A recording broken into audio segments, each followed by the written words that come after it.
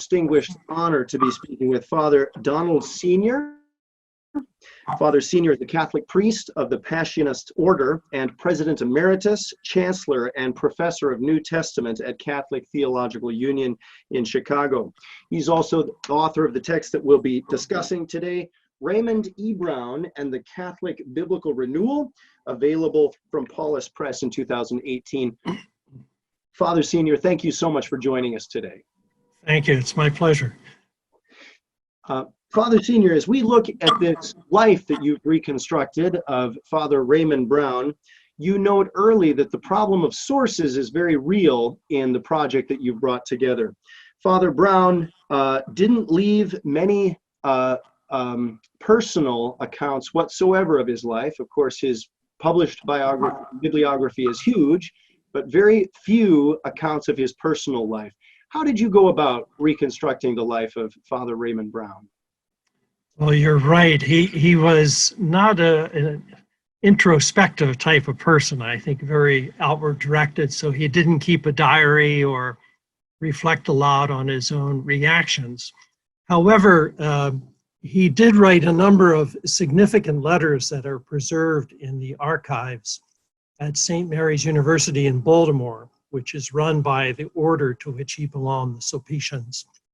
And some of the letters, the majority of them were very businesslike, you know, arrangements for lectures he was giving or regarding his teaching and so on. But he did write a number of very heartfelt letters to his religious superior.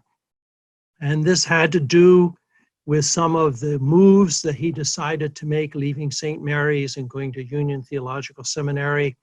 They had to do with some of the hurt he felt at the kind of criticism he was suffering, and he shared that with his religious superior. And then there were a number of letters that were preserved by people to whom he wrote, which were very personable, heartfelt. He had many strong friendships in his life. And so one of the big sources besides the archives, and I had full access to them, and at the outset, the religious order that was sort of sponsoring this biography said, you know, don't make it a hagiography, you know, tell it like it is.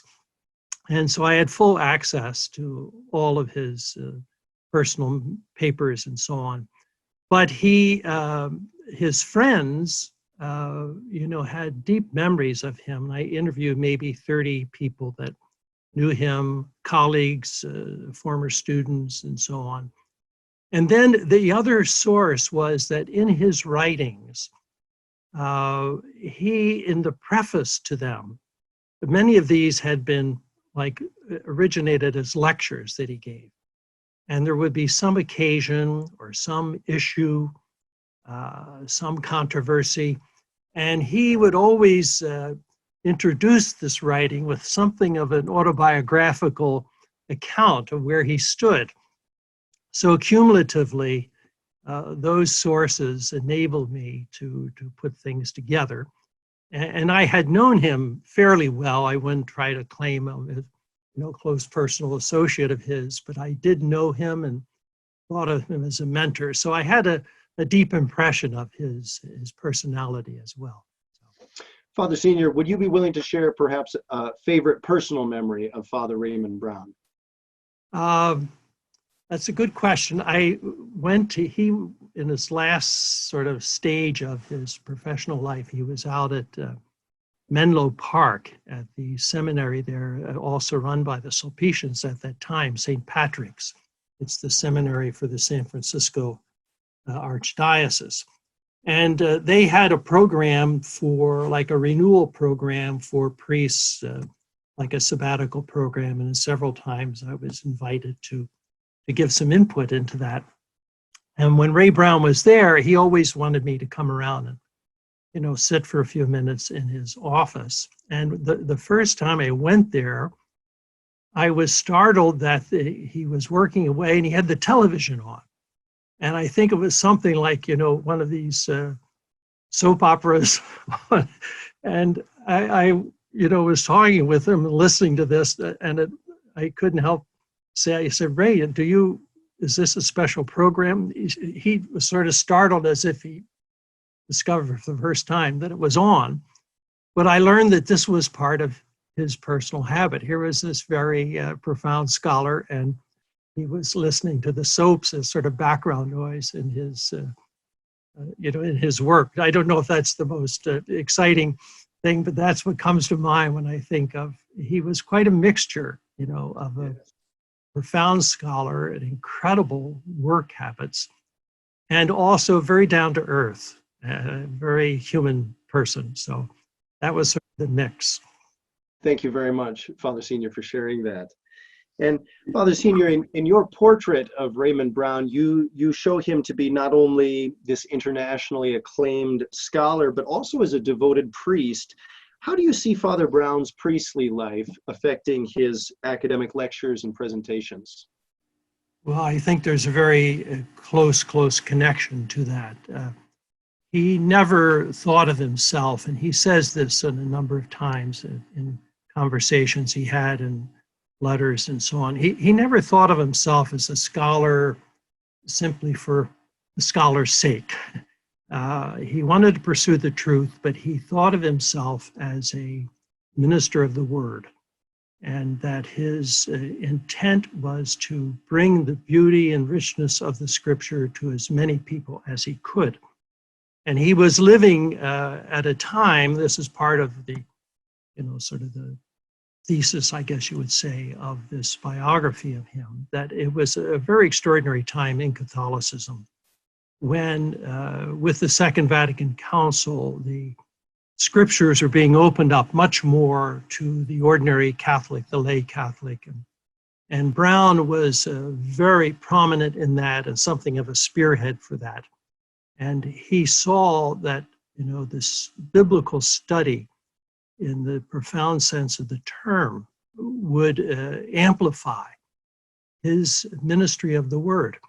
And he was a very devout priest. He said Mass every day when he could. The people around him said he wasn't fanatical about it. If circumstances didn't permit it, he didn't get uptight. But he was very devoted. He preached every weekend when he was able at a local parish. He was very faithful that way.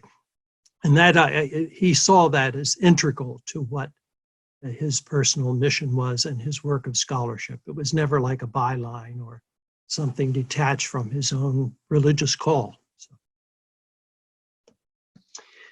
Father Senior, Raymond Brown produced both works for specialists and for the general reader. What are some of the books that we might want to pick up and read from Raymond Brown that you would first recommend to the general reader? Yeah, and just to preface it, one of the interesting things about him, that his popular works, of which he wrote many and gave so many lectures and workshops, it's incredible the amount. These were not like byproducts of his more serious work. He would be working at the same time on, very scholarly studies of the Gospel of John, and also doing, retreat talks on the Gospel of John. So he saw those popular works as important as his major works contributing to, serious scholarship. But the one book that he himself seemed to prize the most is a book that might be recommended to someone trying to dive into his thought, and it's called The Churches the Apostles Left Behind. And this actually originated as a series of lectures that he gave at Union Theological Seminary in Richmond, Virginia. And it was an ecumenical context. And what he does in that book, he studies the period in the first century when the first generation of apostles and eyewitnesses had passed away, and you start to have the production of some of the New Testament writings. And he was interested, like the title suggests, what did these writers in like the last quarter of the first century, inspired by the Spirit, what did they see as crucial for the church as it moved out into history? And how did they sort of wrap that into the letters and texts that were produced during this period? And since this originated as a lecture series, it's very accessible work, even though what it has to say is very profound. And it's also very ecumenical in its spirit. Maybe another one I would say that would show the courage of Brown was a book entitled Critical Issues Facing the Church. And this was a collection of previous lectures he had given at different occasions. And, you know, they're sort of dated. They're back to the late 60s, the 70s, and early 80s, and so on. But he took up issues like, you know, what is the basis, the biblical basis for the Catholic priesthood in the scriptures? How do we square that? Or the Episcopal order, or ordination of women, or the nature of the resurrection, and so on. Issues that, you know, are challenging issues. And his spirit in writing these is not at all reductionist, but he tries to, one of his great convictions was that, you know, the pursuit of truth is the work of the Spirit. And so one should not be afraid to pursue the historical background as best we can, the context of these early texts, but also being loyal to the convictions of the church and the traditions of the church that are at the core of our Christian faith. So he tried to bridge those. And this collection of very difficult, challenging issues, some of them, a lot of them pretty much debated at this time in the wake of the Vatican Council. He was not afraid to tackle them and to offer his perspectives. And what he was seeking in all of these was the biblical roots, the biblical foundations for these church practices or the evolution of church life. That's part of our history. Father Senior, thank you so much for that reflection.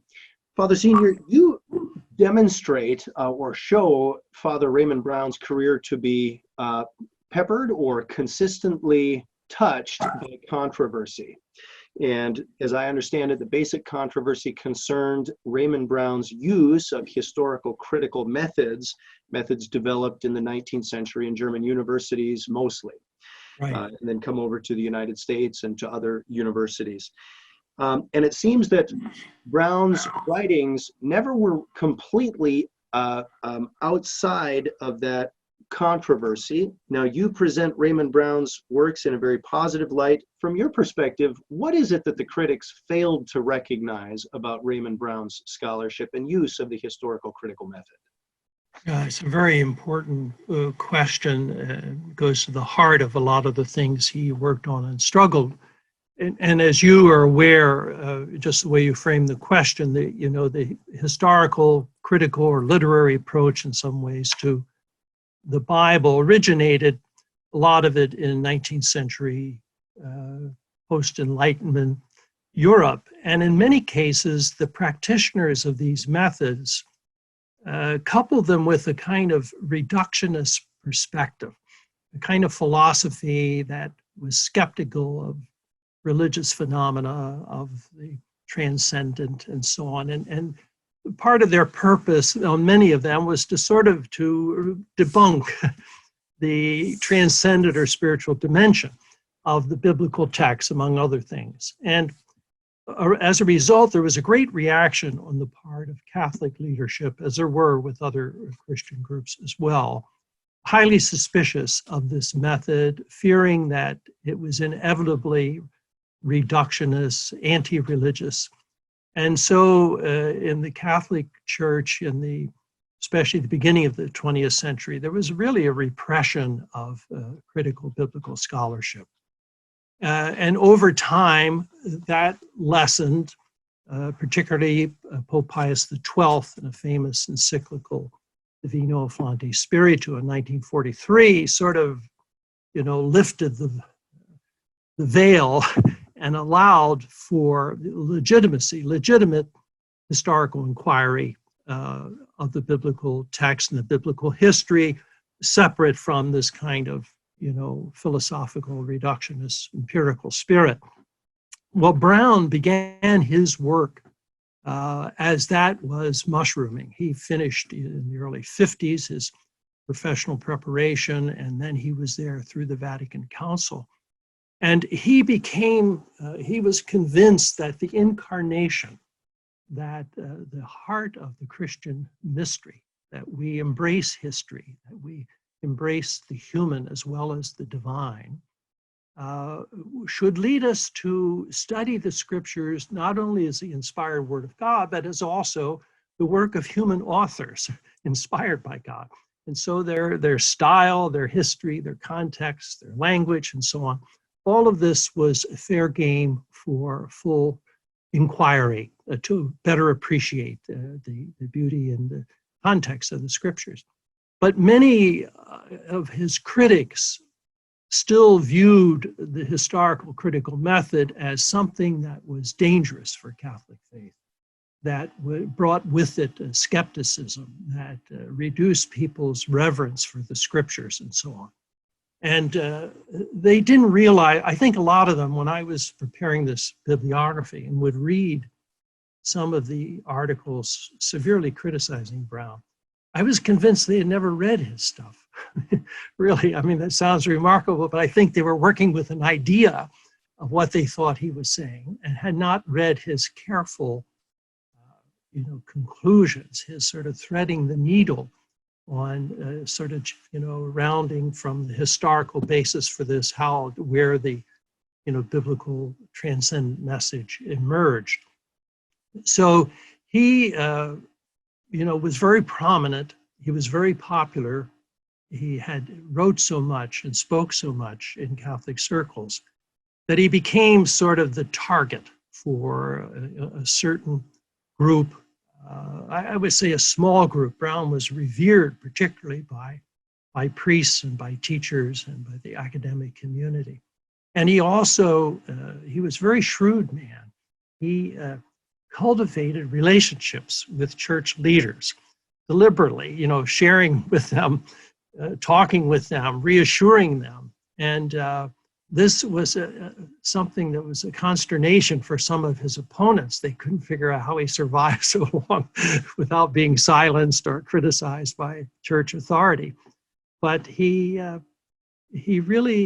suffered, though, very much.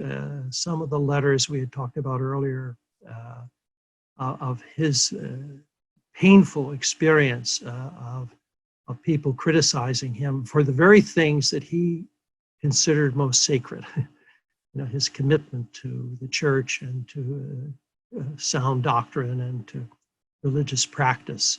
People were painting him as someone who didn't care about that or was trashing it and so on. And that was very difficult for him for all of his life. So, but anyway, I think he was the point person for this, for the Catholic community. And a lot of what he achieved was to make this, something rather serenely accepted in Catholic scholarship, to approach the Bible, not only from a historical point of view, not just as an artifact, but to realize that there's a historical context to the scriptures that deserves our attention. Mm-hmm. Father Senior, I've recently been working through the United States version of the Catechism, the Catholic Catechism. Right. And even in the introductory pieces within the first couple chapters there, they're describing the reductionism and how that needs to be removed from the formal study of the Bible. Reductionism in the language of the Catechism being there, that essentially a naturalism or the belief that there is no external divine influence. So, and Raymond Brown was certainly not demythologizing the text, to use other 20th century terminology for that project. Where are things headed in Roman Catholic biblical studies today? A story that you have followed through your entire career. My understanding is that for many Protestant seminaries, the traditional historical critical methods, so form criticism, redaction criticism. My understanding and perception is that those are less popular than they used to be. Where is Catholic biblical scholarship headed these days, if you would? Oh, that's a good question. It's interesting. Raymond Brown himself, the last major book that he wrote was the Introduction to the New Testament. And it's a massive book. And it, it would be something, again, your earlier question about what to read with.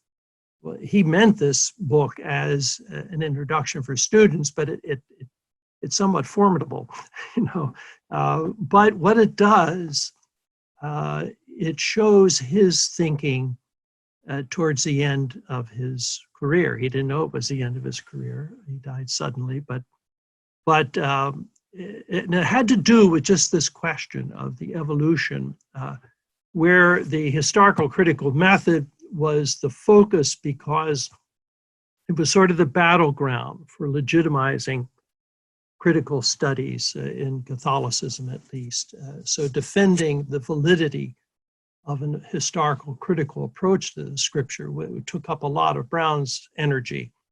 But as he moved along and he, learned from others that the biblical text has layers of meaning that transcend just the historical intentionality of the original setting of it. He knew that all along, but he was attending to it. And people were giving much more attention to the texts, as they say, have a life of their own. And there's a world of meaning that develops between the reader of the text and the biblical text, and the reader's own assumptions and social context that they bring to the reading of the scriptures has something to do with what they discover there.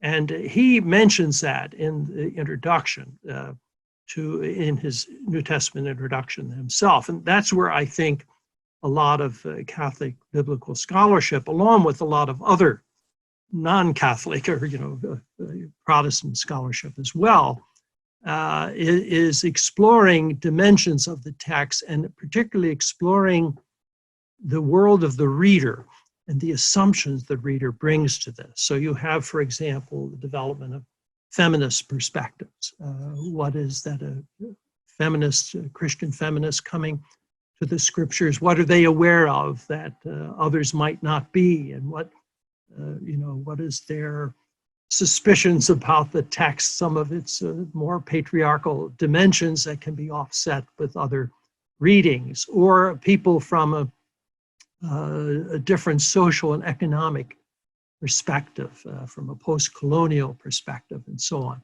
So you have a lot more attention to those dynamics of interpretation and the role that our own assumptions play in it. And I would say that's very strong in Catholic biblical scholarship. The other thing I would say is that when Brown was starting out,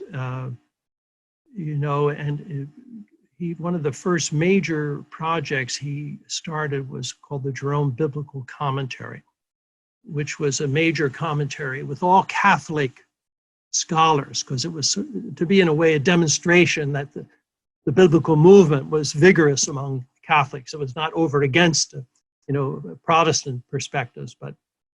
But what has happened in the years, the 50 years since the council, is a lot of collaboration and working together with Protestant scholars of various approaches also. Catholic and evangelical scholars, Catholic and mainline scholars, and so on. So that is also,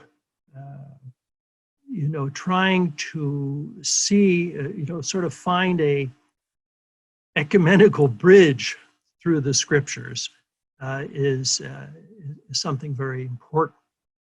A final thing I might say in this realm, and this is maybe not as positive, that because a lot of Catholic biblical scholars today, unlike previous generations, most of the biblical scholarship in Brown's day and so on was exercised by priests.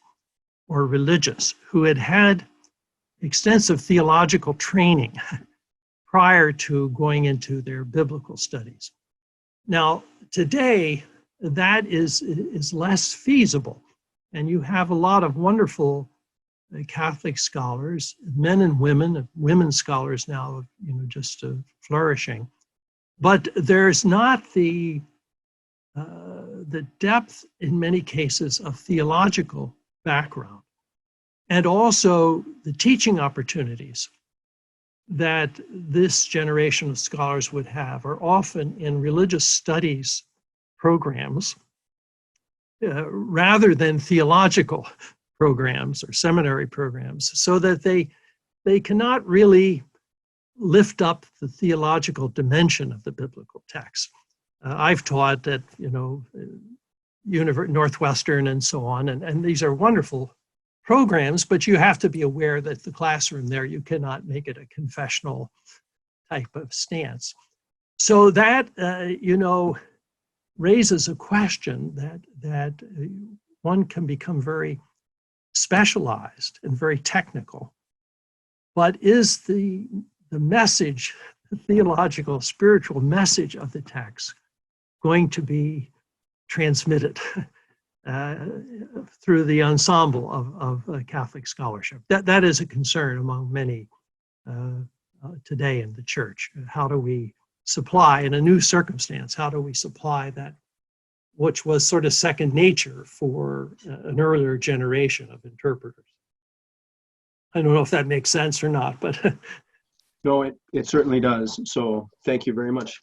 Thank you very much, Father Senior, for those reflections, and comments you were making there just made me think, well, this probably it's all the more important then that we be reading Brown and such scholars to take us back into a world where there were a lot of different opportunities to access that theological dimension of the text, as that you mentioned. So, Father Senior, Raymond Brown served on both the Catholic Lutheran and also the Catholic Methodist ecumenical dialogues. What was the impetus for Father Raymond Brown to engage this ecumenical work?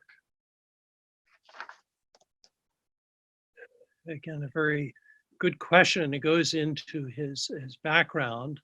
One thing I would say, his personality was very outgoing, and he appreciated people and had so many different kinds of wonderful friendships, lifelong friendships.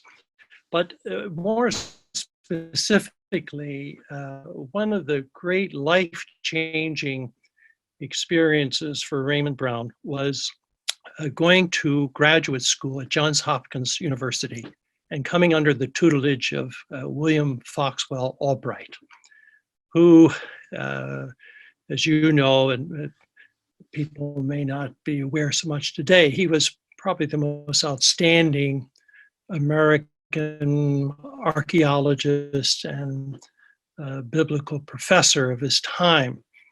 He was the one who really authenticated the first fragments of the Dead Sea Scrolls personally, and his knowledge was exceptional. And he was from a deeply religious missionary family background. And one time later in his life, Brown was asked, what did you learn from William Foxwell Albright? And he said, what it means to be a Christian gentleman. And he studied under Albright. His first seminar was on the John's Gospel and the Dead Sea Scrolls. He admired Albright very much, and Albright, of course, recognized that Brown was a brilliant student. But Brown, this was the first experience, going back now to the late 1940s, early 50s. This was Brown's first experience in a Protestant, a non-Catholic, a secular kind of context. It was interesting. He had asked his religious superior if it was okay for him to go to graduate studies at Johns Hopkins. And the superior was hesitant, But then he learned that Albright's wife was a Catholic, so that made it all right to go to this. But in fact, Brown's fellow students and the environment in which he was very ecumenical, had Protestant students, Jewish students, and everybody in between. And that made a very deep impression on him. He then, through Albright, received a fellowship in Jerusalem in the course of his doctoral studies. And he spent this time in Jerusalem, and he was able to work directly with the fragments of the scrolls and with Joseph Fitzmyer, who became a lifelong friend, a Jesuit scholar, who was there in a fellowship before Brown. The two of them did a concordance of the Aramaic words in the Dead Sea Scrolls that had been, deciphered to that point. But that experience of Johns Hopkins being with Albright, a deeply Christian person and a wonderful scholar, and then going to sort of at that time, a very exciting period in Jerusalem with the Dead Sea Scrolls and so on. And then Brown also went to the first session of the Second Vatican Council. His bishop invited him. He was not in an official position there, but to observe for a few weeks before he began teaching it in Baltimore. And there, through connections with some of the bishops that were there, they were looking for a Catholic speaker for the Faith and Order Commission meeting that was going to take place in Montreal. And Brown was on the spot, and they said, "Would you do this young budding scholar?" And he did, and became, an observer to the Faith and Order Commission, and thus launched for Brown a very important dimension of his life was a collaboration, ecumenical collaboration.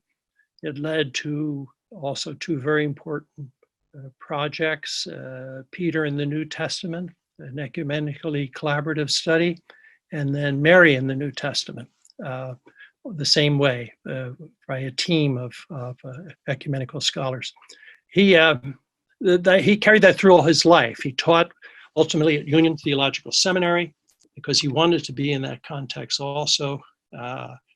He maintained close ties with the Mormons. He had close personal friends as Mormons, and it's just so interesting about him that he was raised in a very Catholic environment, went to Catholic schools, went to Catholic seminary. He was not exposed, as far as I could tell, in his family life or early life to other than Catholic contexts. But that experience with Albright and his own openness, I think, and the spirit of Second Vatican Council, which was encouraging ecumenical outreach, it really made it part of his repertoire. Father Senior, we're so grateful for your reflections today. If I could close this interview with the question that I've been asking all of the interviewees on this program, and that is this: what would it mean for the church to be united today? How would we recognize this unity, and what is it that we can do to pursue the unity for which Jesus prayed in John 17? Right. Well, what a powerful question. To respond, one of the things, first of all, where I am located here at the Catholic Theological Union in Chicago, we have been for close to 50 years, part of an ecumenical collaboration among seminaries here, the Association of Chicago Theological Schools. And several denominations are involved in that. And that means cross-registration, sharing of programs, and so on. And sometimes people feel that the ecumenical movement has waned. But in my experience, certainly in this setting, it has become routine. It's become an advance that has been digested, and the attitudes that were prevalent in Brown's days, defensive postures, certainly on the part of Catholics regarding Protestants, that really had a breakthrough at Vatican II, has now become routine. That's not to be naive, or there are differences and competitions and so on. But I think that's one fact that, there has been an advance in the ideal of one faith, one Lord, one baptism on many levels. And one of the things I think, as far as, and in fact, Brown raised this question himself, teaching at Union and his contacts with Judaism too, with the seminary right across the street. He had very strong ties with the people there. But that the diversity of the landscape of a Christian life is to be preserved. This unity cannot mean conformity under one structure, one system. That there has to be, not only because of different cultures and histories, but also there are different ecclesiologies. And he made the case that, we can go to the New Testament and find, different articulations of what it means to be church. Valid ones, not ones that are absolutely contradictory, but perhaps complementary. And some will accentuate the local church more, some will accentuate the universality more. And I think we see that, I know from the Roman Catholic perspective, in the last couple or two or three, the popes have emphasized, the question of moving towards a kind of patriarchal structure, which would, allow for local articulations, regional articulations, people united in fellowship, but making space. This would be particularly true of the Catholic Orthodox dialogue. But it offers a glimpse of what could happen with other ecclesial bodies as well. There's a lot to surmount. There's, ancient hostilities on the part of some, and there are certain features that are very different in our ecclesiologies and our order and our practice. But I think there is a way, there could be a way in God's providence that the unity of the church could be symbolized. Maybe, from the Catholic point of view, there's a Petrine ministry that is not, holding control over the juridical aspects of the church, but is a visible sign of Christian unity, some ministry at the heart of the church that acknowledges its diversity and works for its unity. And, that all of these dialogues and conversations and good faith collaborations, particularly on the level of the mission, will lead to something, a type of unity hard to imagine. One of the things I was struck with in the last couple of years from the Middle East, I go to the Middle East a lot and have for many, many years, and we're all aware of the anguish there. But the Patriarch Bartholomew and Pope Francis issued a joint statement a couple of years ago about martyrdom in the Middle East. And they noted that when the opponents of Christianity attack Christian representatives there, they don't ask, are you Orthodox, or are you Catholic, or are you Presbyterian or evangelical, whatever, you're Christian.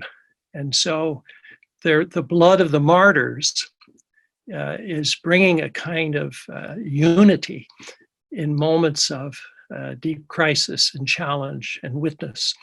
And that transcends what can be perceived as insurmountable difficulties. There are certain circumstances where the depth of our faith is tested and our witness is tested. and that can lead us through. So I think, in the world, the way things are developing, certainly in the Western world, the Christian witness may be more solitary and more challenged, the values of the Christian faith challenged. And maybe that will be a dynamic that brings Christians closer together and enable us to, in the midst of our diversity, also experience the unity that Christ desired for us. So anyway, it's a very interesting time. And I don't think the unity is going to come by finding some silver bullet, if I can use that metaphor, it's probably not a good one, that solves all of our structural problems. I think it's going to be more on the level of mission and witness that we will find our way towards a deeper unity. And then structural expressions can follow that. So it's been our extraordinary privilege today to be speaking with Father Donald Sr. Father Donald Sr. is the author of the text that we've been discussing, Raymond E. Brown and the Catholic Biblical Renewal, available from Paulist Press 2018. Father Sr., thank you so much for your time and insights today. Thank you.